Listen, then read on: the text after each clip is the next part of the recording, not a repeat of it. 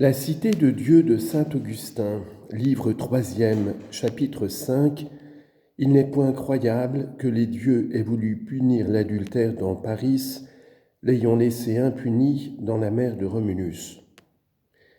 Quant à savoir si Vénus a pu avoir Énée de son commerce avec Anchise, et Mars avoir Romulus de son commerce avec la fille de Numitor, c'est ce que je ne veux point présentement discuter, car une difficulté analogue se rencontre dans nos saintes Écritures, quand il s'agit d'examiner si en effet les anges prévaricateurs se sont unis avec les filles des hommes et en ont eu des géants, c'est-à-dire ces hommes prodigieusement grands et forts dont la terre fut alors remplie. En étonnante, saint Augustin traitera cette question au livre 15, chapitre 23. Et dans ses questions sur la Genèse, numéro 3, fin de note. Je me bornerai donc à ce dilemme: si ce qu'on dit de la mère d'Énée et du père de Romulus est vrai, comment l'adultère chez les hommes peut-il déplaire aux dieux, puisqu'ils le souffrent chez eux avec tant de facilité ? Si cela est faux, il est également impossible que les dieux soient irrités des adultères véritables, puisqu'ils se plaisent au récit de leurs propres adultères supposés. Ajoutez que si l'on supprime l'adultère de Mars, afin de retrancher du même coup celui de Vénus, voilà l'honneur de la mère de Romulus bien compromis, car elle était vestale, et les dieux ont dû venger plus sévèrement sur les Romains le crime de sacrilège que celui de parjure sur les Troyens. Les anciens Romains allaient même jusqu'à enterrer vives les Vestales, convaincus d'avoir manqué à la chasteté, au lieu que les femmes adultères subissaient une peine toujours plus douce que la mort. Tant il est vrai qu'ils étaient plus sévères pour la profanation des lieux sacrés que pour celle du lit conjugal.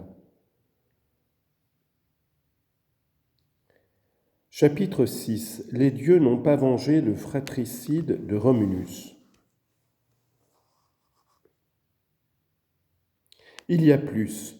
Si les crimes des hommes déplaisaient tellement aux dieux qu'ils eussent abandonné Troie au Carthage et à l'incendie pour punir l'adultère de Paris, le meurtre du frère de Romulus aurait dû les irriter beaucoup plus contre les Romains que ne l'avait fait contre les Troyens l'injure d'un mari grec. Et ils se seraient montrés plus sensibles au fratricide d'une ville naissante qu'à l'adultère d'un empire florissant.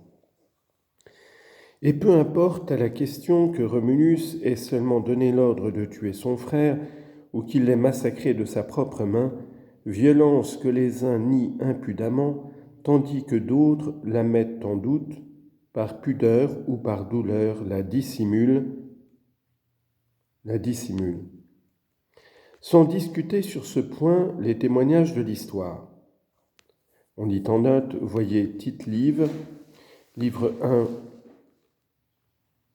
chapitre 17, Denis d'Halicarnasse, Les Antiquités romaines, livre 1er, chapitre 87, Plutarque, Vie de Romulus, chapitre 10, et Cicéron, De Officii, livre 3, chapitre 10, fin de note. Toujours est-il que le frère de Romulus fut tué, et ne le fut point par les ennemis, ni par des étrangers.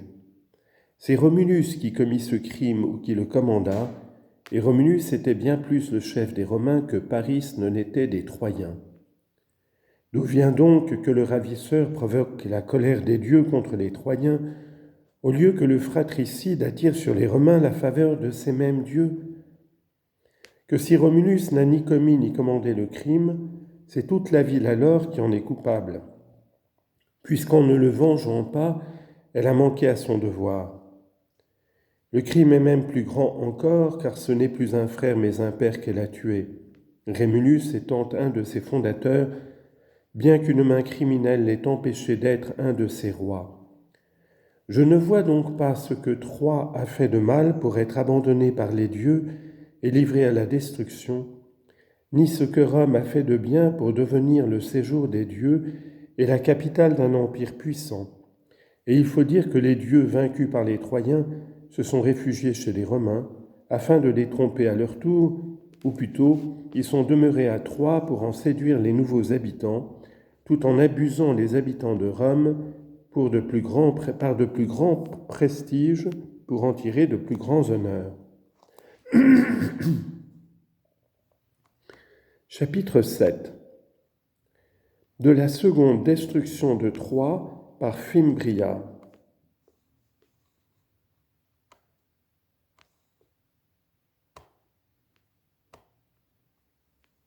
Un des lieutenants de Marius. Quel nouveau crime, en effet, avait commis Troie pour mériter qu'au moment où éclatèrent les guerres civiles, le plus féroce des partisans de Marius, Fimbria, lui fit subir une destruction plus sanglante encore et plus cruelle que celle des Grecs. Du temps de la première ruine, un grand nombre de Troyens trouva son salut dans la fuite, et d'autres, en perdant la liberté, conservèrent la vie.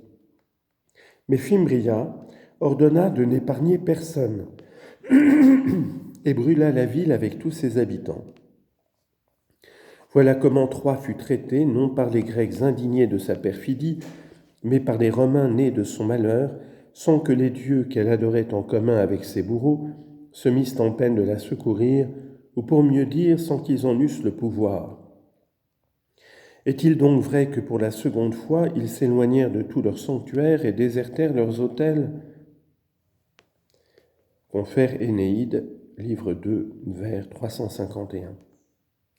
Ces dieux dont la protection maintenait une cité relevée de ses ruines ? Si cela est, j'en demande la raison, car la cause des dieux me paraît ici d'autant plus mauvaise que je trouve meilleure celle des Troyens. Pour conserver leur ville à Scylla, ils avaient fermé leurs portes à Fimbria, qui dans sa fureur incendia et renversa tout. Or, à ce moment de la guerre civile, le meilleur parti était celui de Scylla, car Scylla s'efforçait de délivrer la République opprimée. Les commencements de son entreprise étaient légitimes et ses suites malheureuses n'avaient point encore paru. Qu'est-ce donc que les Troyens pouvaient faire de mieux? Quelle conduite plus honnête, plus fidèle, plus convenable à leur parenté avec les Romains que de conserver leur ville au meilleur parti et de fermer leurs portes à celui qui portait sur la République ses mains parricides? On sait ce que leur coûta cette fidélité, que les défenseurs des dieux expliquent cela comme ils pourront.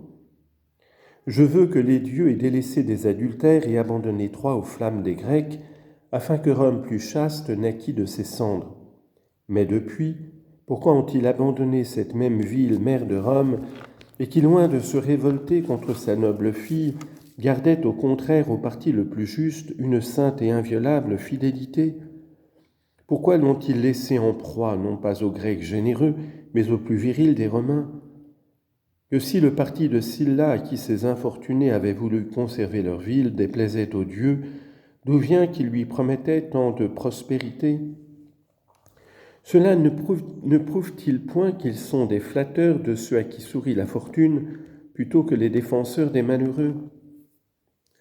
Ce n'est donc pas pour avoir été délaissés par les dieux que Troie a succombé.